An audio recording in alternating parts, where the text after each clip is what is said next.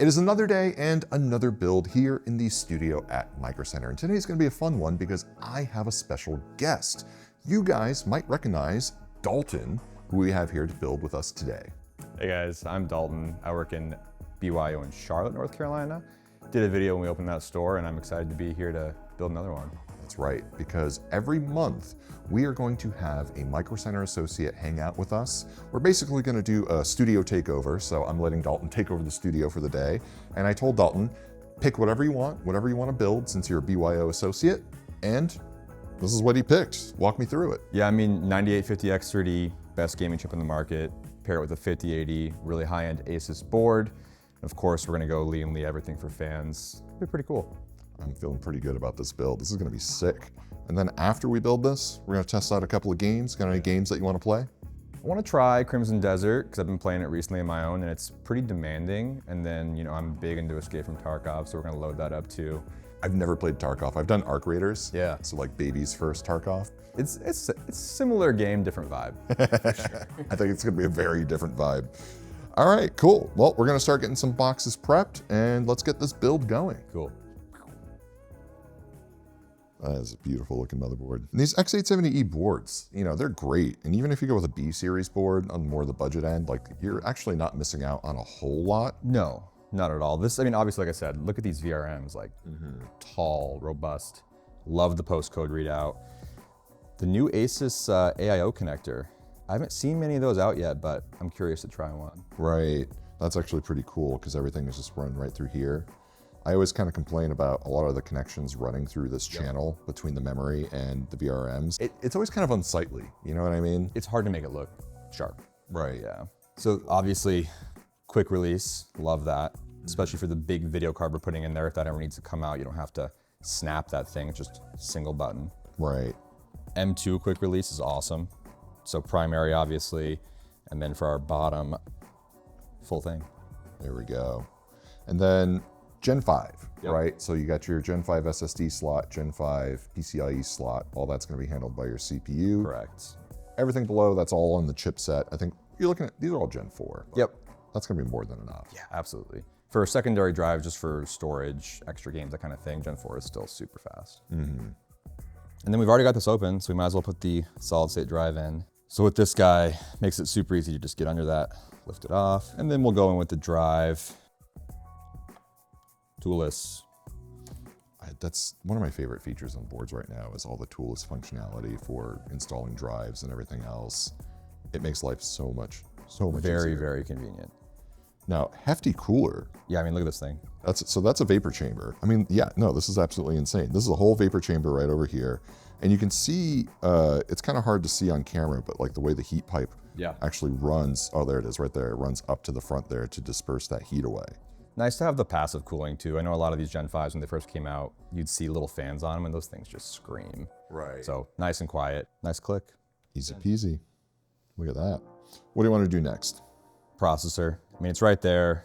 We don't have RAM in yet. This is the easy part. Now he calls it the easy part, but for a lot of new builders, it's the most nerve-wracking part. It can be a little scary the first few times, obviously.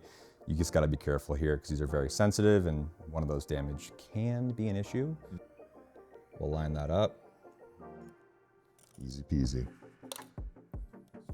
And that'll come off automatically. The click is always what throws people off when the... It sounds a little scary. Yeah. It does, a little crunchy. DDR5, we're doing just the 2 sticks, so we'll make sure our board has all of this open. We'll go here for the first one. Now, A2B2, always keep that in mind if you're doing dual channel, but that is like the #1 problem. You'll see people will have them in the wrong slots, and Of course. it'll turn on. It's just you're gonna run into a lot of quirks. Yeah, it'll work. A lot of times you won't get the correct expo settings. You'll wonder why it's taking 5 minutes to turn on every time. It's very important. Cool, we're looking pretty good here, man. That's board. What do we got next? Now this is a nice looking case. Meshify 3 XL. The 3 fans that you get in the front though, there's what, 140s? Yeah, it comes with 3 140s, which are great fans. I just want to keep it in the same ecosystem, you know? Yeah. That's one button, it'll all change. No, that makes sense. Now this looks like it supports a 420. I believe it Radiator? does. That definitely looks like it supports a 420, yeah. So if you want a big boy radiator in there with a lot of cooling, this is spacious. Big case, big case. I like the redesign too. Meshify has always been a very popular series from Fractal.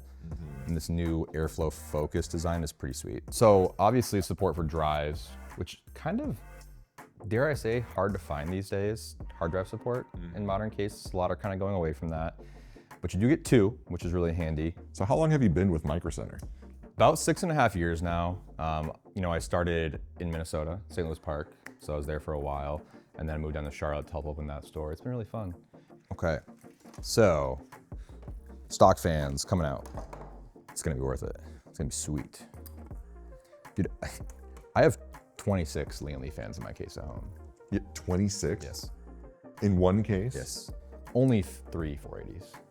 So that's like 8 fans each, 8, 16, 24. And then 1 in the back, and there's 1 in the basement, so it's 26. So we want these this way.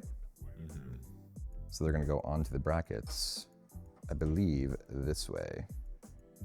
Yeah, it lines up.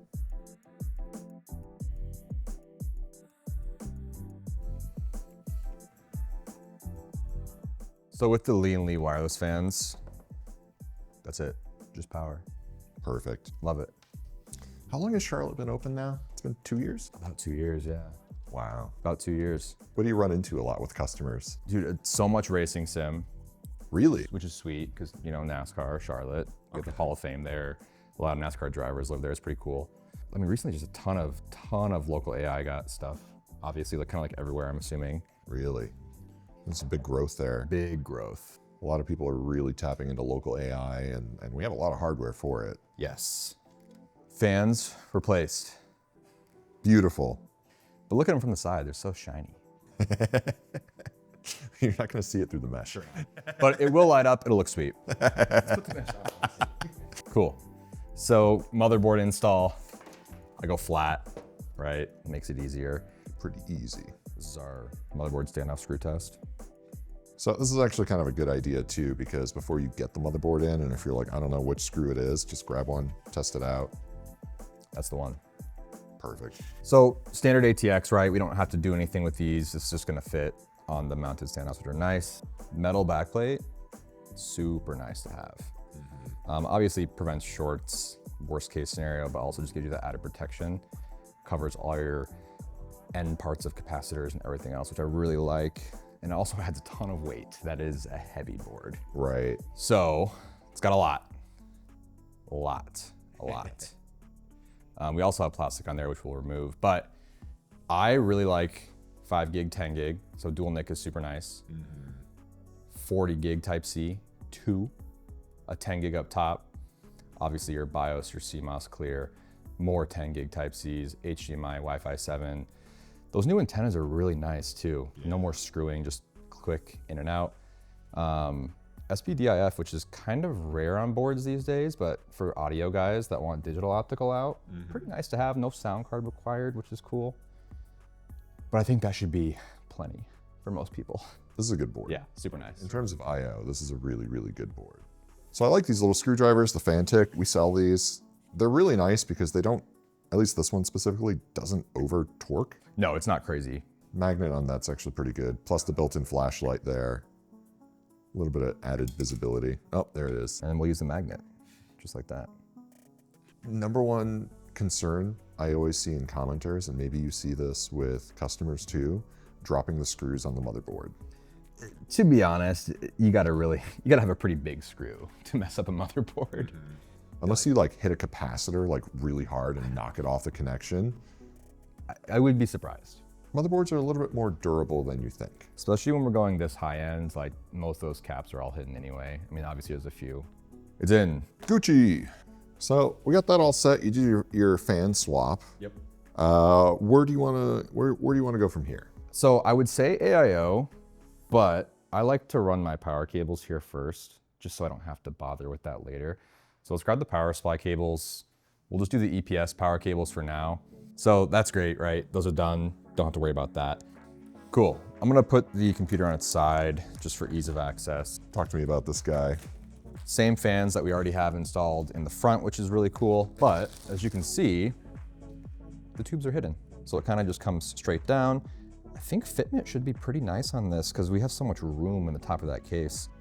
All right, so we're doing some wire prep over here. Yeah. One thing I want to call out, Dalton did do the one single most important step in the entire PC build. And that is right over here. He took the sticker off of the contact plate of the AIO. This must come off. How often does that issue come into the store? I've seen it a few times. It keeps overheating, I don't know why. And then you just take it off and, oh, there it is. You're a BYO, right? So you do a lot of the part picking with customers. Tons. What is the biggest cart you've ever put together for a customer? Like right when we opened, Threadripper, workstation, is like a system admin. It was like 25 grand all in. Really? For one system, which, that was before the Blackwell cards were out too. So like I've seen bigger, but that's what comes to memory for me. I guess that's kind of the fun part, is you get to help people sort of like put it all together, visualize. He had a rough idea what he wanted, but it ended up being pretty cool. AIO on. Look at that. Cool. So obviously this is like premier, pretty high-end build, right? This is up there for sure. I think the only thing we could do is go 5090, right? And then that would be. I mean, I have a 5090. Maybe we can swap it out. You have a 90. I don't think you have the power supply for that though. No, I want a little more than 1,000. So just a little more. But what about the budget end? I mean, I'm sure you help a lot of customers like staying in a budget. How does that interaction go? Definitely doable, right? Like, a lot of times we might have to sacrifice, aesthetics perhaps, but you don't have to go absolutely nuts to have a functional, better than console, especially your first go at it. You want to build it yourself, you can get out for $1,000, be pretty happy. Especially with the bundle deals too. Yeah, it's awesome. I mean, it just saves you so much with the way pricing trends have been. Being able to get your core components at a set price is super, super nice. Definitely take advantage of those. Cool, so what do we got going on here? We are pretty much ready to put the graphics card in. I mean, we're cable managed, besides the graphics card cable, but Got GPU cable. a little more cleanup to do once it's in, but Easy peasy. Cool, let's do the Astral. Okay, cool, let me get it. All right, so I've got an Astral GPU for you right over here. I think it's the wrong color. Oh, hold on. Wait, I've got another Astral right over here. Is this one pre-peeled? That's the 5090. That's the wrong one. Here, I've got one more Astral. So look at the, Spot the difference? yeah, can you spot the difference between the 50? Well, if you hold them both, like hold one in one hand and hold one in the other hand, you'll spot the difference immediately. Yeah, wait. This is heavy. That is way heavier. The 5080 is actually not that heavy compared to the 5090 Astral, even though proportionately, I mean, Dimensions are the same. yeah, it's almost identical. But you could really feel the weight difference. When ASUS came out with the Astral cards, last year now, right? It's been a minute. A year and a half, yeah. Vapor chamber in there, so you're looking good in terms of cooling.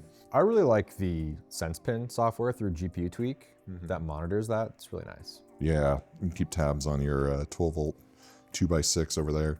I don't know if I plugged in the power button right, but we'll see. We shall see. I mean, otherwise I can press the motherboard button. I think it was the right one. Hey, there we go. We have lights. I see what you're talking about with the front fans. Does it look cool? With the Lian, yeah. Very Tron-esque coming out the front. No, but it actually kind of works, especially on the profile here when you catch it in the corner. That actually looks kind of cool through the mesh. That is looking pretty sick. So Windows installed, we're gonna get some games installed. We're gonna take this for a test drive for monitor. What do you wanna go with? IPS, QD OLED? Let's do the QD OLED. QD OLED? Sure. All right, I'm gonna go whip one up. We'll get that set up and we're gonna play some games. So the build's up and running, obviously. We did all the software, Lian Lee L Connect controlling all the lights. We did all the drivers through ASUS driver utility. And of course the NVIDIA drivers. Running good, running quiet. We're gonna boot up Battlefield 6, kind of see where we're at. 1440p QD OLED from HyperX. I think this thing's like $400 right now, which is a really crazy price for a QD OLED.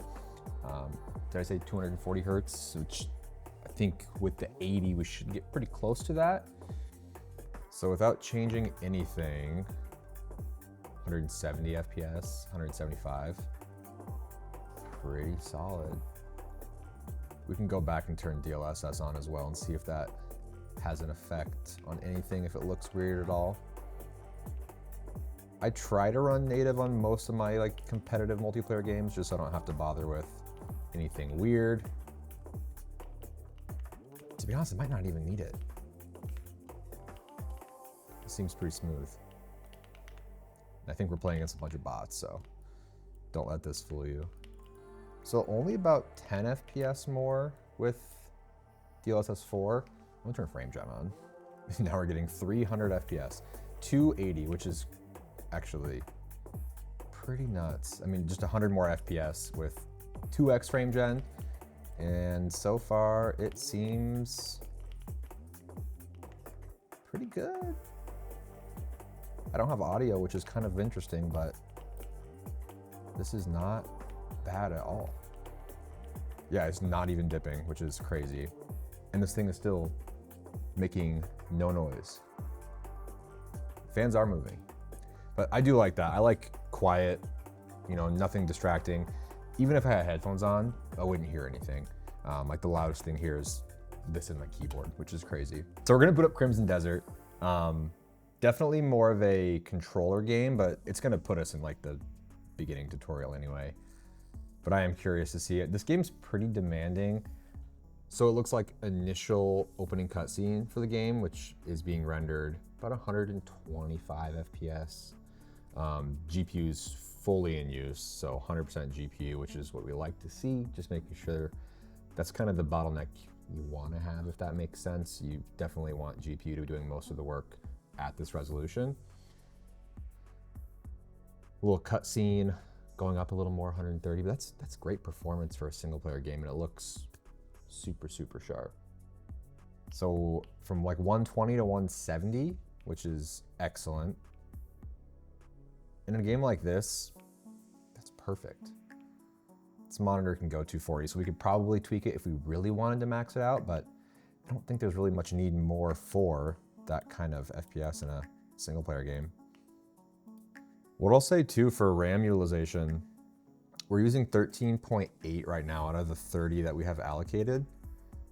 I just think that's kind of cool because a lot of what we offer as far as these entry-level bundles only come with 16 gigs RAM, but even a game like Crimson Desert, which is extremely demanding, if that's all you're doing on it, you can play with 16 gigs. Pretty neat. So we've got Cyberpunk, ray tracing overdrive. We do have DLSS enabled, as well as, let's do 2x. Is it gonna make me restart? No. So 2x multi-frame gen. So obviously the game looks super sharp because it's Cyberpunk. 150 FPS, which in my opinion for max ray tracing is pretty good. I think there is one step up if I'm not mistaken. There's like the nightmare setting or something crazy, but very playable, very smooth.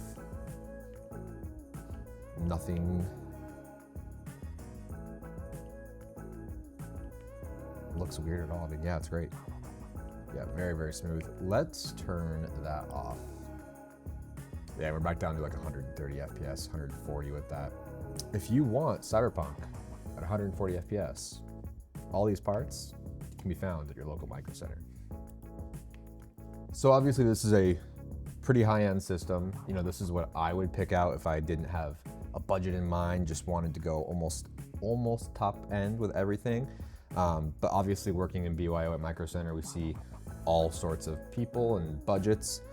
Anything from starting point up to something crazy, we're happy to help with. If you have time to swing by, I do work in the Charlotte location, but we have many locations across the US. That's our main focus. We're happy to help. Obviously, taking parts home, building it yourself is pretty fun, like we did here today. Otherwise, we do have the full service available to assemble the computer at the store as well. Be sure to stop into your local Micro Center, and if you don't have a local Micro Center, make sure to let us know where you want the next Micro Center to be.